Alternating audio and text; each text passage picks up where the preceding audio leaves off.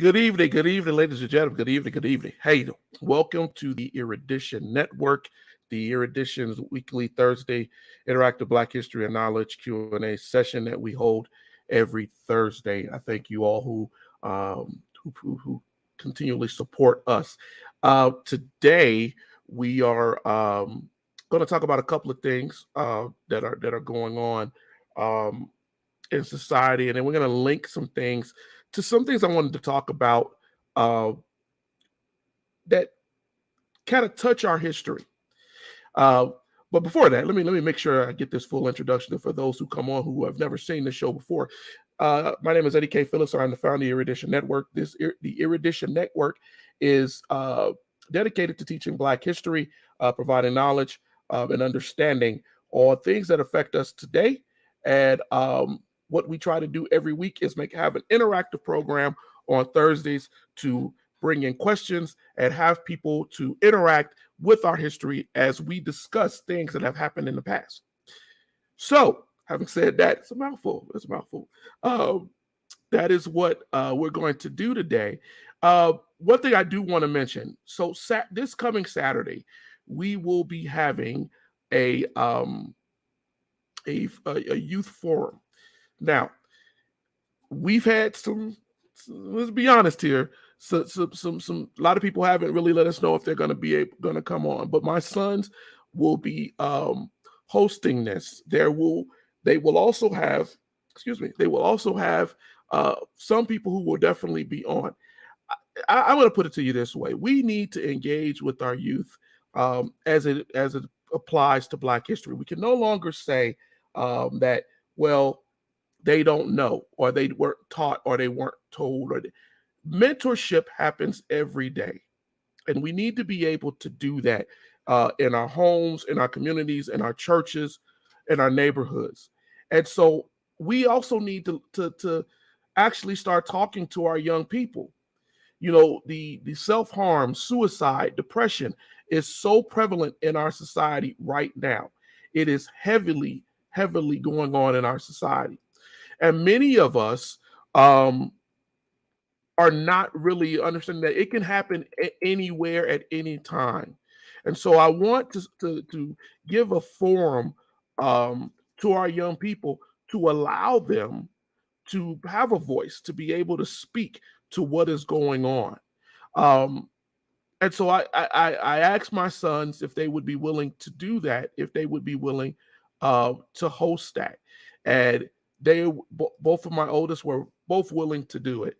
And so we've been trying to promote this on and on for the last couple of weeks. Ladies and gentlemen, I want you to engage. It, to me, even if you're an older person, even if you're in chat, engage our young people and let them understand that they're not going through this alone, that they're not by themselves. And so when we do this program this Saturday, I want to make sure that we are engaged. And because of that, I am actually going to bring on my son briefly to promote that, my oldest, to talk about what the importance of that is and why we're doing that, why we want to hear from young people and give them the opportunity to talk about what's going on and give them a historical background, because it's always about history with here at Erudition, but at the same time, give them some tools and some things and people to know that they're not by themselves. But before me keep continuing to bloviate, let me bring my oldest in here, add him to this stream. Hello. Hello. All right. So I'm going to shut up and I'm going to let you, I wanted you to come on here and speak to this thing about this forum for next week or this weekend, starting at 1:30 our time. It'll be 2 hours, tentatively 2 hours as of right now, but I want to give you an opportunity to talk to that. And I'm going to shut up and let you do that. We're doing this youth forum to discuss Black history and history in general. Basically, how do you feel about what's going on today? History plays into what happens today in the here and now. And I know that you all have seen plethora of suicides turning up in social media. It has disturbed me because I know friends who decide to suffer in silence rather than talk to people. This youth forum will be a chance for young people to project themselves and what they may be going through, and how they feel, and how the environment today is influencing their actions, thoughts, and opinions. We really want to encourage critical excuse me. We really want to encourage critical thinking within young people, because too often do they fail to do so and they end up dying. It says that is biblical for those of you that are religious or have studied the Bible, that people perish for a lack of knowledge, and we do not need any more lives lost. It is a new year. It should be a new you, and that is what we here at Erudition are trying to do. Okay. Yeah, I told you I wanted you to come on. It's better for you to speak to it than for me to sit here and constantly, But I wanted to give you that time, and I appreciate you coming on here briefly to talk about this. And I know that we've talked about it, how serious it is for us. I see we have Pastor Razors in here. Hey, thank you for joining us. It is so important that we talk about it. So I'm going to let you go. I appreciate you, my son, for coming on here and giving those few moments with your sideburns to talk to us about all of this. All right, I love you, and we'll see you later. So you'll be on there Saturday. I'm gonna be in the background. It's gonna be all you. Yep. All right. See you then. All right. See you then. So again, we want you to participate. We want you to promote that. We want you to talk about it. We want you to share it with your friends. It is on our website. It's on the Erudition Facebook site. It is here. You will see it. It is there, so you can be able to join us. Now, having said all of that, and spent a couple of minutes as we got on this program, and hopefully see people start to trickle in for the interactive. We want to talk about some things today. I think that one of the things that I try to do with the interactive is I try to make it just that, try to make it interactive for everyone. But I was on, and because of that, I say that because things change as I go through the day, right? As I go through the day, I start to see things that are going on. I'm like, man, that might need to be discussed. But what was so funny is I actually had an idea of what we were going to talk about today as it pertains to, and people know that I don't like dwelling on slavery during Black History Month, but I thought about it this past week. I thought about Mitch McConnell. I thought about the different folks in the media who have gone on many, many times and said that Black people need to get over what's going on because slavery is a long time ago. And even when confronted with the ideas of Jim Crow, Black codes, all of these things, they continually belittle the idea of the economic survival of Black people in this country that has been put here or laid out over the last 200 years purposefully to keep us at a secondary subservient level. Now, some people out here will say, Eddie, why are you saying this? That is, sorry, my back. Why are you saying this? And why do you continually seem to go down this path of blaming whites? I'm not blaming whites. I'm speaking specifically of facts. Facts are stubborn things.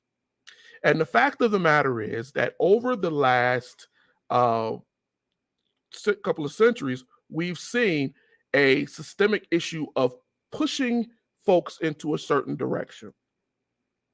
Now, what does that mean?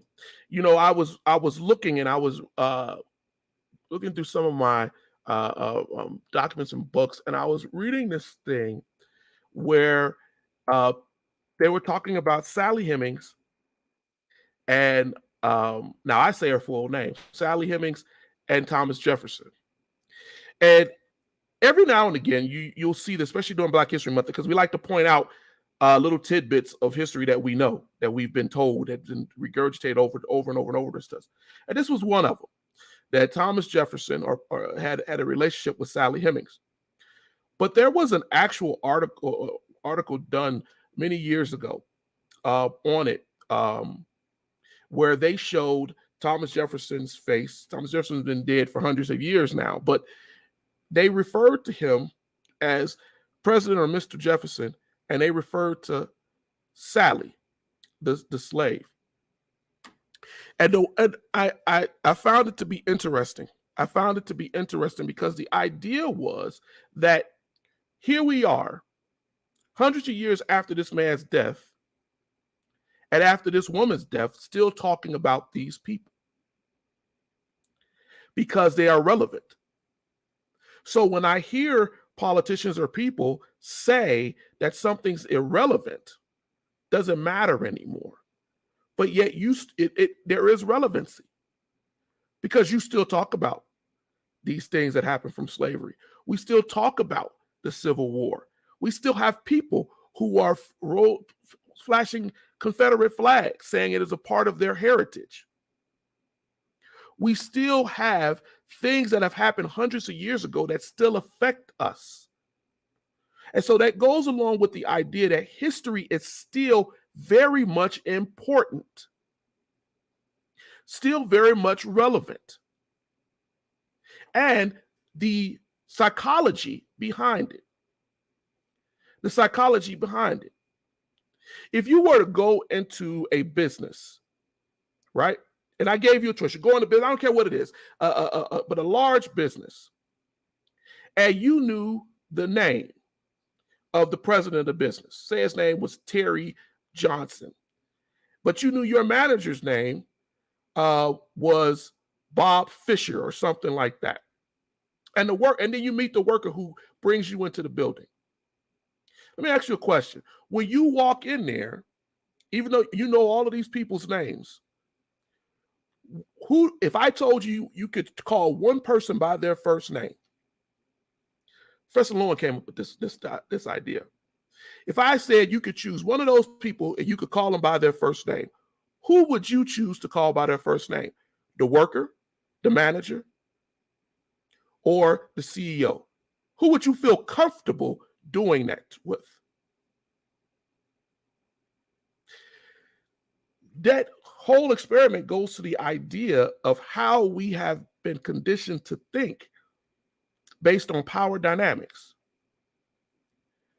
Now, you could have answered that in your own brain. I'm not going to ask you to type it in the chat, but the reality of it is, when that little thing was ran, 60% said that they would feel comfortable, right, saying it to the person, calling the first name of the person, the employee that was at their equal level. The manager and the CEO, they would not feel comfortable doing that because they would be afraid of how that would make them look. They would be afraid of violating that power dynamic. Now, when we go back to the idea of this article, these articles that are written, and you can go look them up, they always refer to Sally Hemings as Sally. Sally.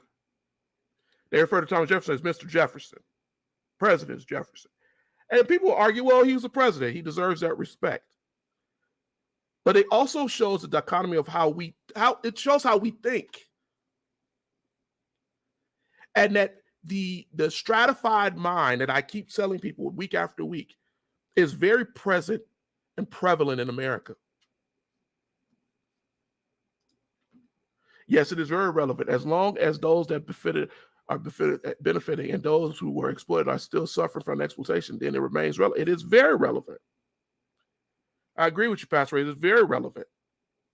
Every Thursday I get on and I try to sit here and I try to say, hey, let's think about these things and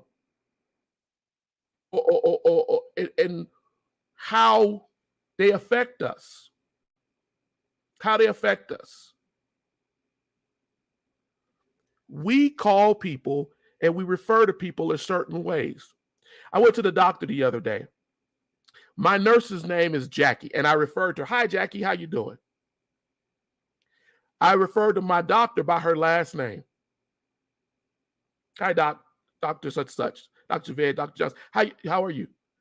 Never a first name, never any familiarity, because, again, it's that dynamic. Now, you say, well, Eddie, what does this have to do with slavery? What does this have to do? Again, rather it be sex, gender, social class, stratification is a part of what we do, part of what is still affecting us.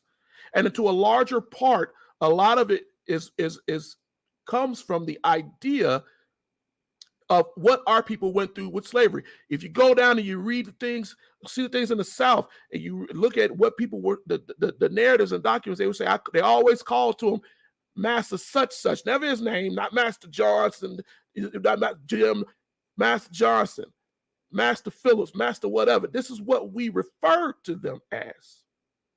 And it is important to understand how we have to change those thoughts. When I saw Obama, when President Obama was elected to office, and they had to refer to him as President Obama or Obama, they had to give him, even if they didn't put president in there, they still had to give him that last name. And how many people balked at it? How many people got mad about it? How many people put out his first name? His name is Barack Hussein Obama. Because they couldn't give that reverence because they understood the power dynamic that went in referring to somebody in a respectable manner. And I wanted to touch on that tonight, to really go into that. Someone made a point that saying that about how we address women in government. President Obama, Trump versus Kamala or Hillary. Exactly, my nephew. That's exactly why it is so important. And there's a power dynamic here that has been a part of American society for centuries. Been a part of European society mentality for centuries. And if we don't understand that, we get lost in it. It was one of the hardest things that I had going when I became a firearms engineer. Everybody was called by their first name. It took me, yes. Same thing with me in the Navy, right? Most people call me by my last name. It's only the people who were friends and familiar with it will call me by Eddie. And it became weird because I wasn't used to it. I wasn't used to it and I didn't understand it, and I felt that there was something wrong in it. Today, people are more likely to refer, even if they're well-known, rich celebrity individuals. Let's think about it. If I talk to you about what is Jerry Seinfeld's show's name? Seinfeld. What is Oprah's show? What was her show's name? Oprah. Not Winfrey, Oprah. We have to understand this because, as I tell you a lot of times on these sessions, we are trying very hard to give you knowledge and understanding here. Based in history, we try to touch on history, but we try to do both. Hey, Tracy, how you doing, my brother? There are a few examples where there was not a distinct power dynamic classes. Yes. I think we can get to a point, and I think we are moving forward, where we're not so much caught in these systems. But we cannot fix a thing if we do not identify a thing. And that's a huge part in what we're trying to talk about today. That pattern.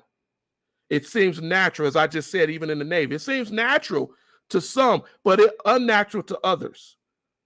My whole life, I was referred to as Eddie. Nobody called me by my last name like that. So it becomes natural and we get used to it. The security guard at my job, Betty, I know her name. I don't know her last name. But say the VP at my job, I couldn't tell you right quickly his first name, but I know his last name. So I wanted to stress this idea of the power dynamic before we got into other things, because we have to understand this stratification. We have to get it in our heads that this still exists, and that it's not just slavery, but slavery for African Americans plays a part of it. But it's a whole systemic thing here that still affects us, that we just do unconsciously. And we have to understand that in order to make a difference. In order to make a difference.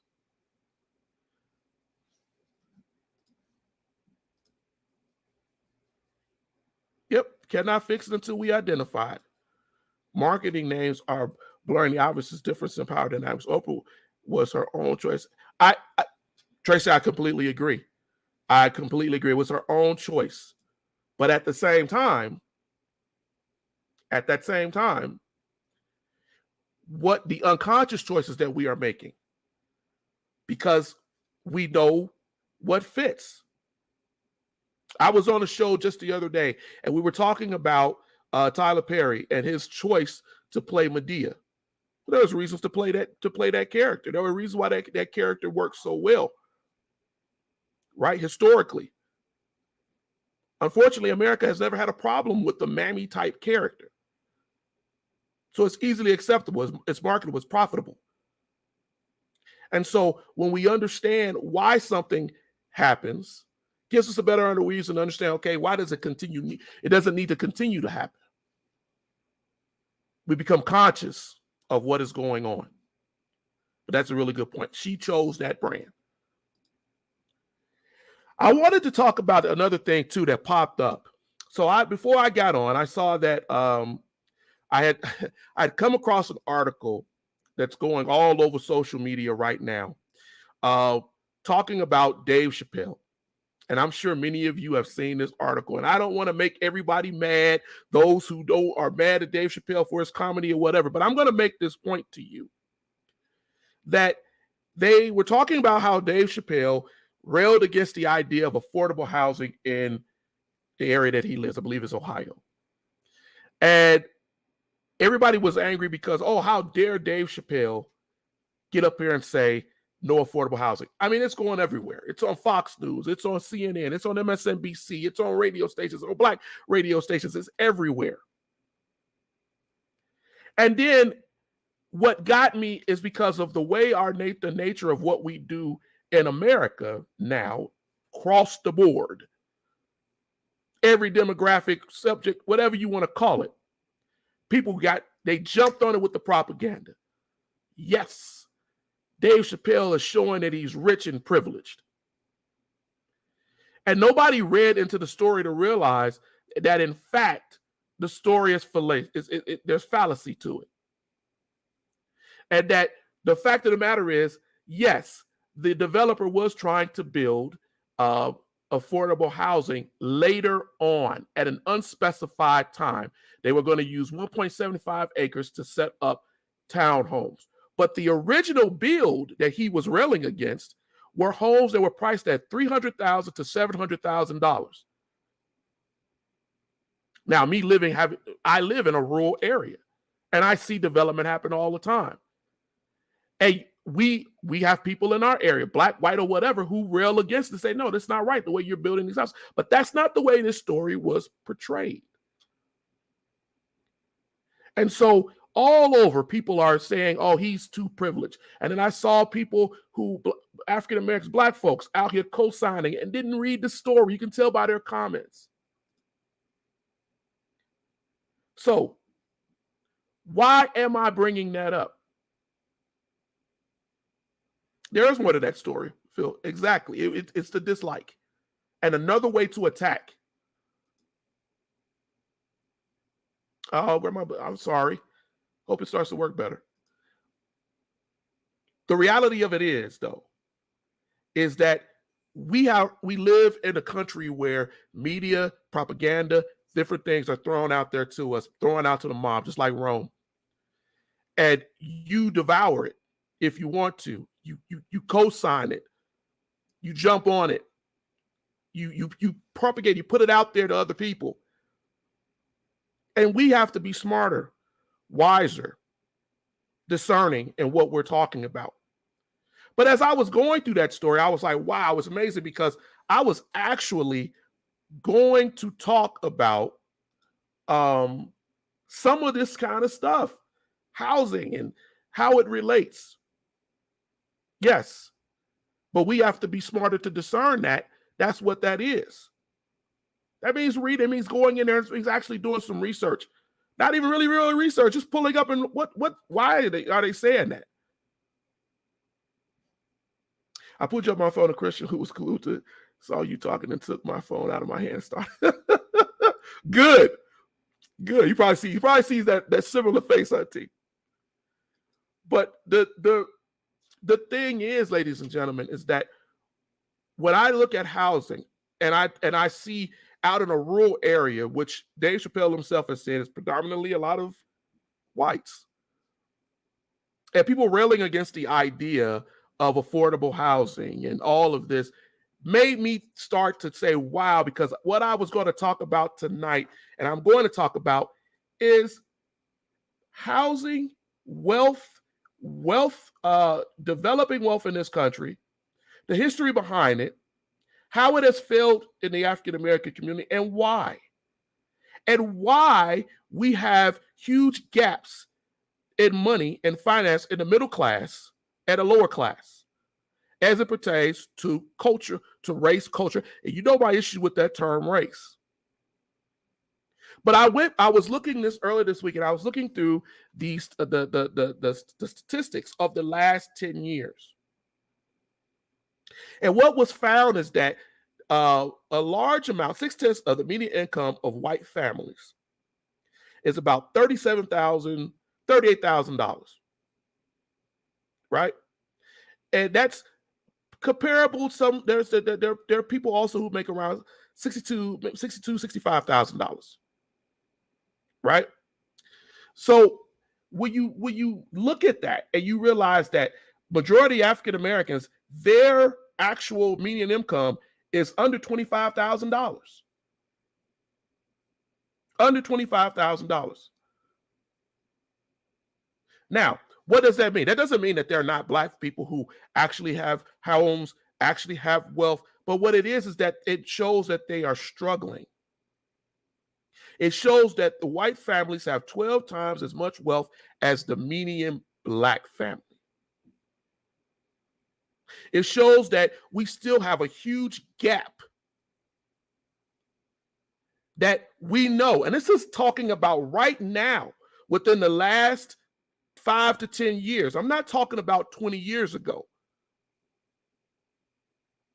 If you're a family that has $25,000, right, as a general income, and there's another family that's making $65,000. According to Wikipedia, then what does that mean, right? That means that Alexa. The Coinage Act of 1792 introduced the Alexa US wanted to dollar try to as give me the the statistics standard for the herself. dollar, divided it into 100 cents, and authorized the minting of coins denominated in dollars and cents. Let's let her shut up. U.S. banknotes are issued in the form of Federal Reserve notes, popularly called greenbacks. She really wants to go into this. Green color. Thank you. But my point is this. Even Alexa understood there's a gap here. There's an issue here. And so when you have less money, you can do less things. Financially. That's just the truth. And the gap is not going away. Not going away. Generations after slavery, 60 years after, or 50 to 60 years after integration, we're still seeing these huge gaps in a country that's supposed to be, right, equal. And when we bring these things up, people get angry. They say, you're attacking whites. You're attacking, not at all, because there are poor white families too. But when we do the statistics and we look at the averages and we understand gaps, and then I see people, politicians, folks in the media get on and say to us that slavery is no longer important. Reparations is not important. People are all out here working. Doesn't matter. And that is unfortunate because they leave out the intergenerational issues that are hurting us. They're leaving out the fact, right, that 50% to 80% of the wealth that a lot of, even all over the country, a lot of whites have had were passed down. They're a result of generational things that were passed down. Maybe grandma died and she gave somebody a home. Maybe they took the money out of the house and they put their children through college, through school. Maybe they sold the house, cashed out, and left that money to their grandchildren or children. But because we didn't have that in the African American community, that didn't exist, we still see a gap. We still see a problem in wealth. I saw the video where he spoke and he was saying he's against affordable housing, but 2 points he made. He's been investing in that community for so long, and now they want him to bid on being able to continue to do what he's doing just because someone else now wants to invest in that area. And to about 25 million. Then what Dave has been investing to, so that would mean a lot of things would be supported if they were given. I agree. No, I saw his video and I also saw that too. But you got to also understand something too, that Chappelle understands that the developer is not playing fair either. They put that affordable homes thing in the condition to be able to argue that we're doing something good, we're doing right. When in fact, what they're now doing is using it to attack him. See, he doesn't want affordable homes. But it's deeper than that. And the reason why I bring him up is because if we look at what has happened in history, and I'm going to go back to that history, between 1885, right, and say about 1950, racism in this country increased to an all-time high. We know that. This is before the Civil Rights era, or at the beginning of it, and post-Civil War.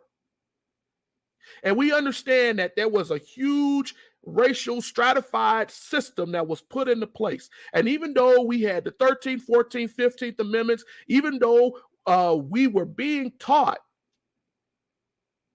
right, that everything was going to be okay, and then we saw black codes and things come in the South. Black folks moved to the North and found that they ran into the same complexity, the same problems. They weren't allowed to live in certain areas. It was redlined. They weren't allowed to buy homes in certain areas. They weren't allowed to increase their own wealth. And because of that, by the time of 1950, the country had really kind of fell into white supremacy all over the country. Different forms of it, but that was America. And by 1950, we had federal policies, right, that said that blacks couldn't live in certain areas. We had sundown towns where you could be killed if you moved in those areas. But wait, while all that was going on, in about 1902 and continuing all the way to the 50s, suburban areas grew. Whites were able to open up farms. Immigrants were able to come into the country and open up areas in the suburbs outside of the city. And all of the minorities lived in the city. After World War II, they built projects, homes, so that you could go live there with your family and not move out in the suburbs to own your own home. There are places in Los Angeles, New York, Detroit. We know from history where you were not allowed to live. You were encouraged strongly to go someplace else.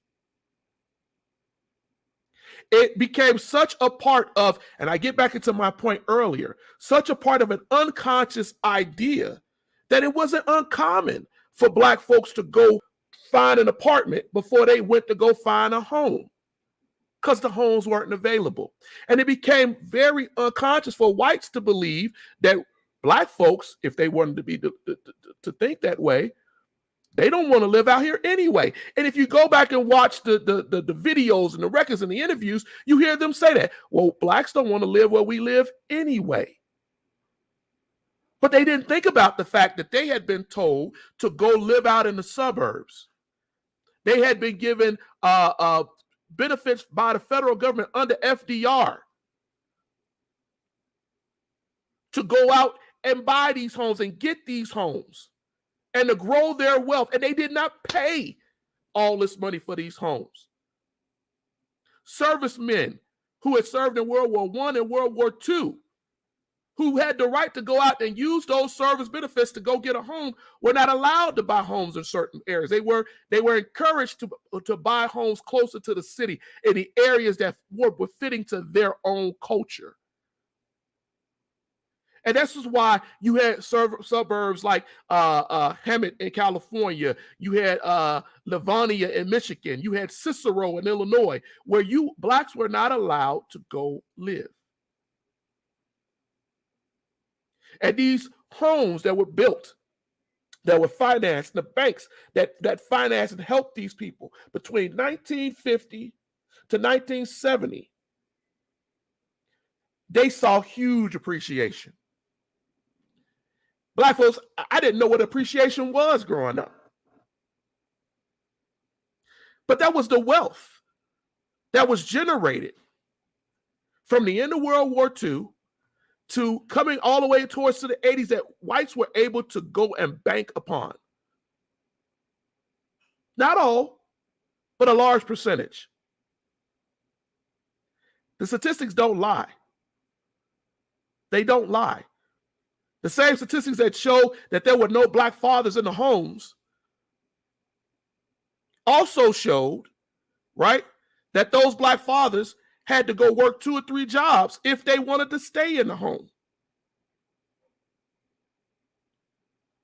The apartment, I should say. So, when we look at the history of affordable homes and the ability for us to be able to live in certain areas, I find it almost ludicrous that we are attacking someone like Dave Chappelle. We're saying all these things and acting like there's no history here.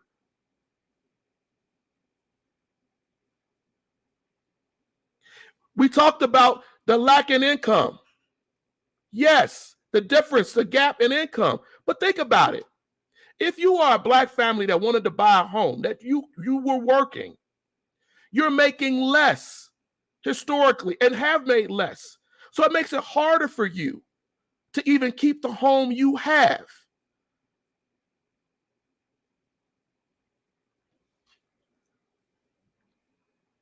Today, we have a little bit more of African Americans who can now get homes because of laws and things that had to be put in place to assure that we could have it. But exclusion was a huge part of our history. Exclusion was a huge part of what has affected our generational wealth. And now we're trying to catch back up. But too many of us get wrapped up in propaganda, lies.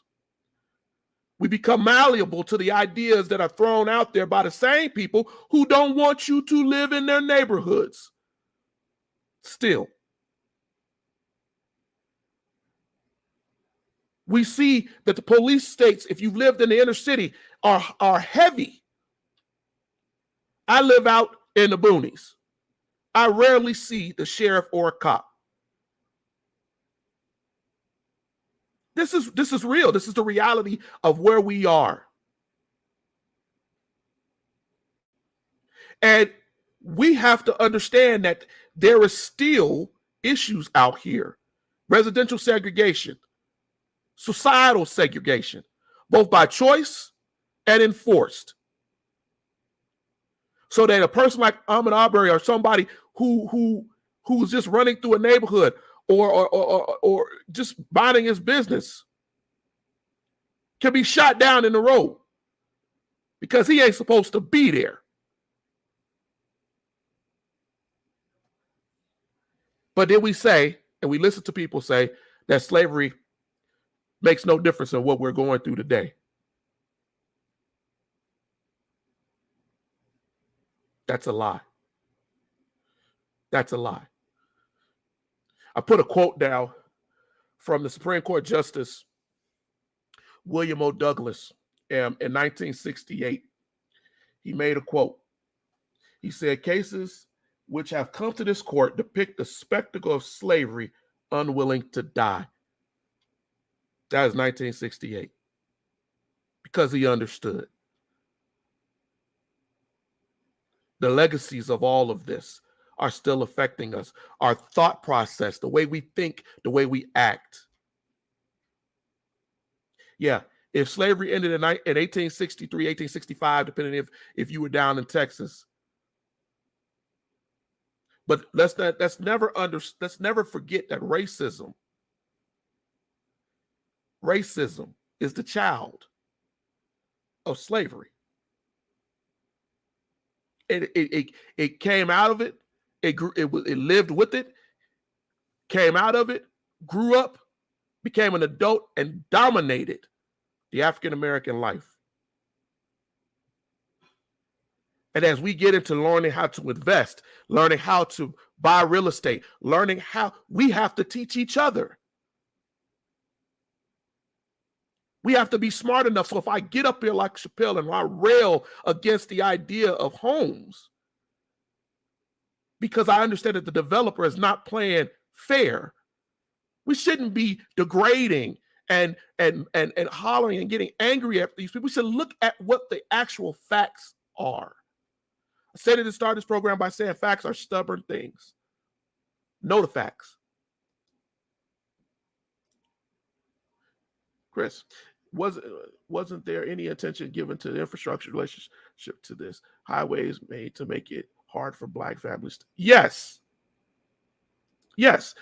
There is a huge part of the history.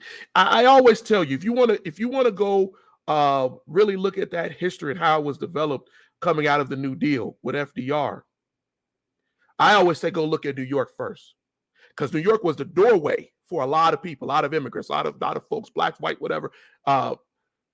It shows you, right, what they did, how they built roads, they built bridges, right? They did all of these things in order to make it built the railways, the subways, and they did all of this. And at the heart of it, kept Blacks in those cities, in those areas. If you go look at the old projects in Chicago, I can speak specifically to that and how close they were to transit to get back and forth out of the city, and how they designed all-day passes, tokens, coins, to make it easier for you to get to work, so you didn't have to have a car, because the car is another ability of your wealth. And so a lot of Black people did not have cars, did not have homes. They just went back and forth to work.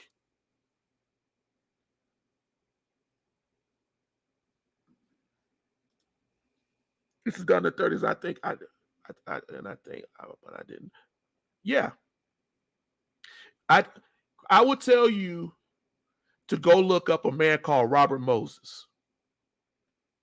Go read about Robert Moses and understand how deep that goes and how his mind worked. on detaining UPS workers are roofing contractors who don't look like, yeah, they don't live in that neighborhood. And don't get me wrong, ladies and gentlemen. I'm not telling you that every white person out here is out to get you.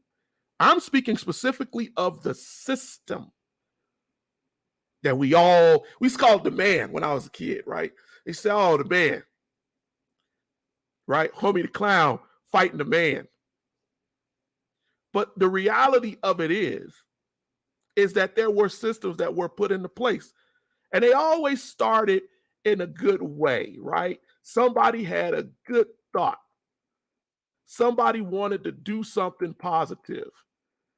But because once you put something in that system, right, you are at the designs of that system. You don't believe that? How many times have you, back in, I don't know how it is now, you go put some money or you go put something in a machine thinking that I'm going to get this thing out of here, and then all of a sudden something else comes out, and you like, wait a minute. Those are the old machines. Now you got that glass where you can see. But how many times you put your money in there and it didn't come out? Now you shaking the system and you mad. Why are you not giving me what I want? The bottom line is that the system was designed a certain way. And we are now 2022. And we are a people who should be more aware. We shouldn't fall into these old social traps. We shouldn't fall into these old ways of thinking. We should be a little bit more, I don't want to say that word. We should think better. We should be a little bit more discerning. And if we could do that, then we'll find that a lot of what we all believe aligns together. I cannot believe that 60% of the people that I work with who may be white are in agreement that because I'm African American, I'm black, that I should make less than them, or I should not live to the same level that they are. I don't believe that.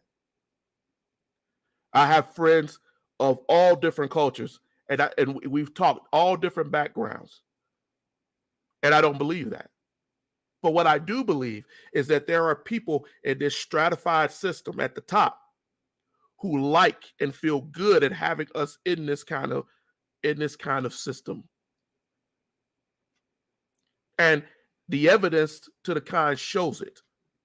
It shows us that it exists. And whenever we buck that system, whenever we say that we don't want to agree with that, I tell people all the time, go back and read about the Black and Tan movement in the South.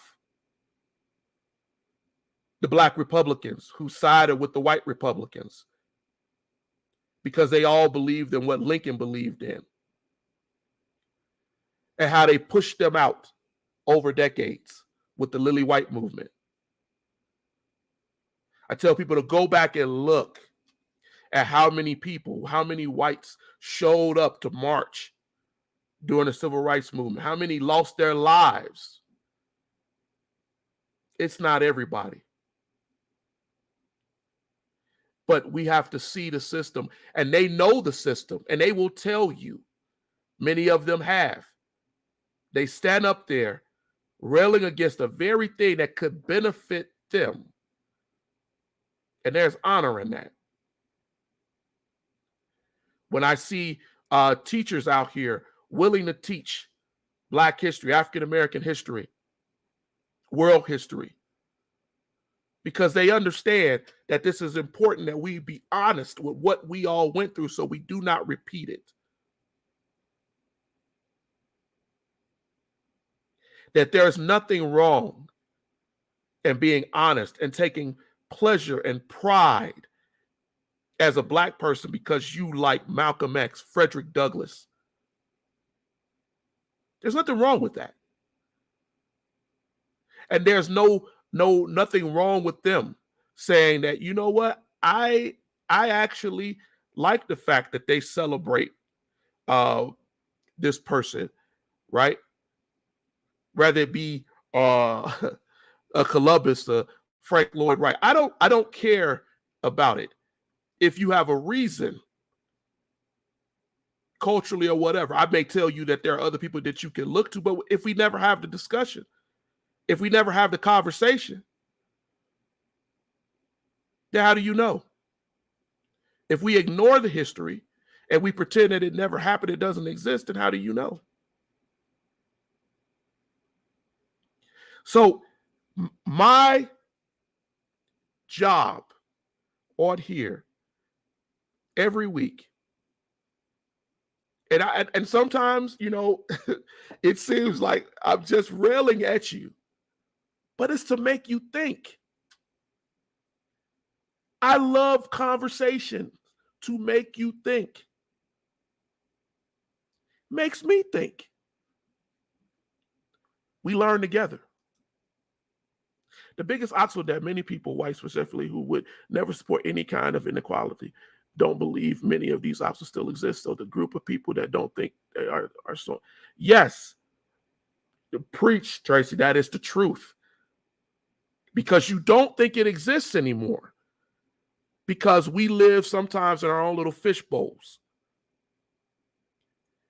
All of us. And we get mad. We get mad because we don't understand. Over the last few days, I have sat down and I have repurposed out, I'll put it down, that's the term I'll use, poems.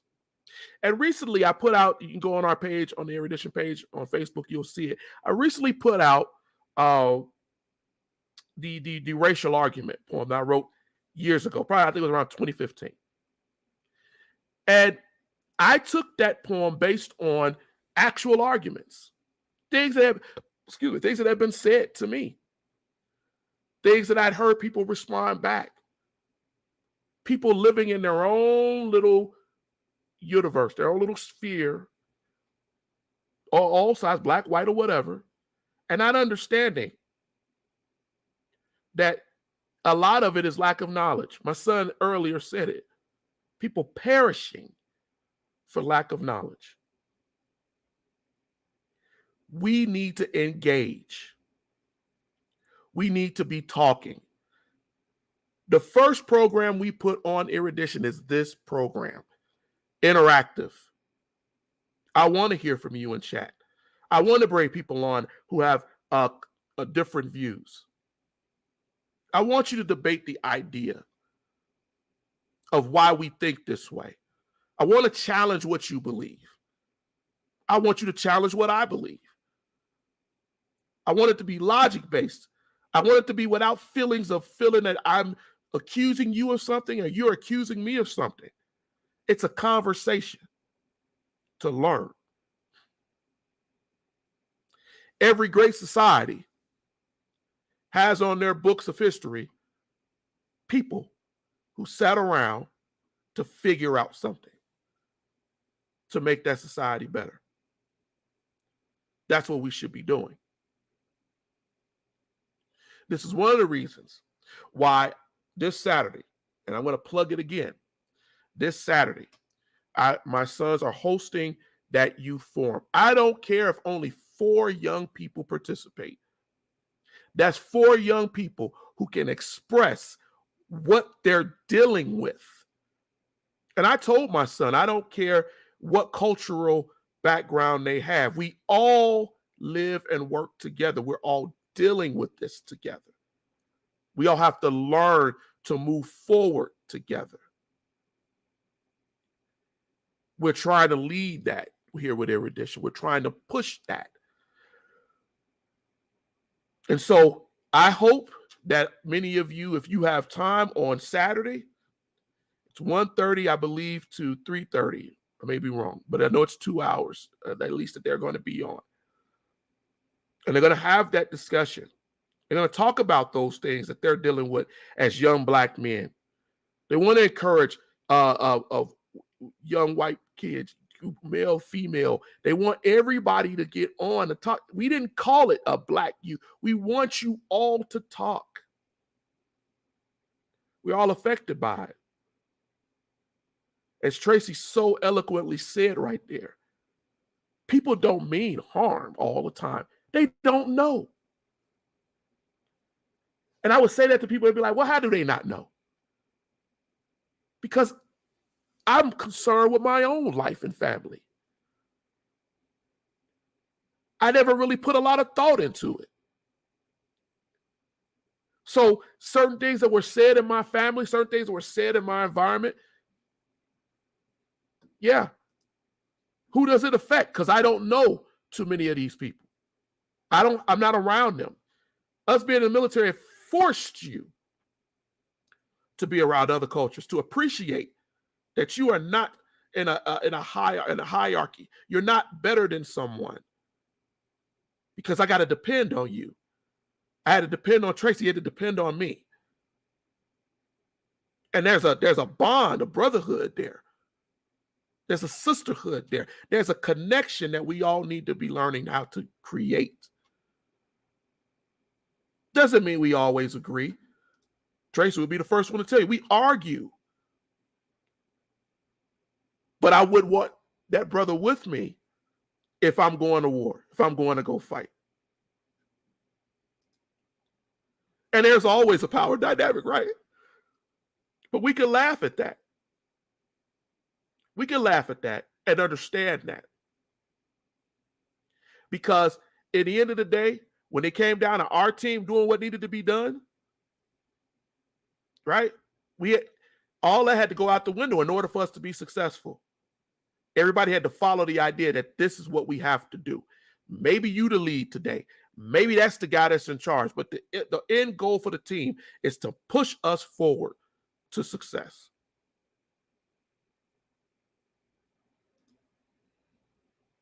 And I appreciate that.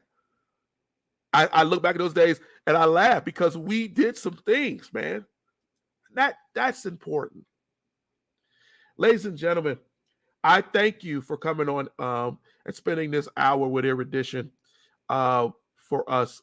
I'm going to push that youth forum again this weekend. It's going to be done. I am also going to let you know, I'm going to have my wife will be on next week for a program, and we're going to start a new program with her.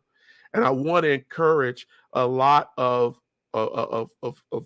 women, right, to engage, not just you per se, but my wife I've been trying to encourage her to do this because she studied. She's finishing her doctorate in psychology, and I want her as a woman who has also homeschooled children, who has seen what's going on with this pandemic, and to provide, some of her understanding of what she's seen and how to better communicate with our communities. So she will have a program that will be starting. We'll see advertisement out about that coming up. Stand by for that. Please support her because I try to encourage her to do this. She wants to, but it's hard to get on and do something like this. It's not as easy as it looks. Ladies and gentlemen, we're at the end of this hour. Thank you for spending time with the Erudition Network. Please, please, please support us. Continue to support us. Share this program. If you do nothing else but share our YouTube or our Facebook Live, and encourage folks to like and to subscribe. I would greatly appreciate that. You all have a blessed rest of your weekend, and we will see you on Saturday for the youth forum. Please encourage young folks to participate. And while you can stop by too and drop a couple of things in chat to get them moving. All right. Have a good one. Love you all. Hope you have a great rest of your week. Until we see you. Have a good one.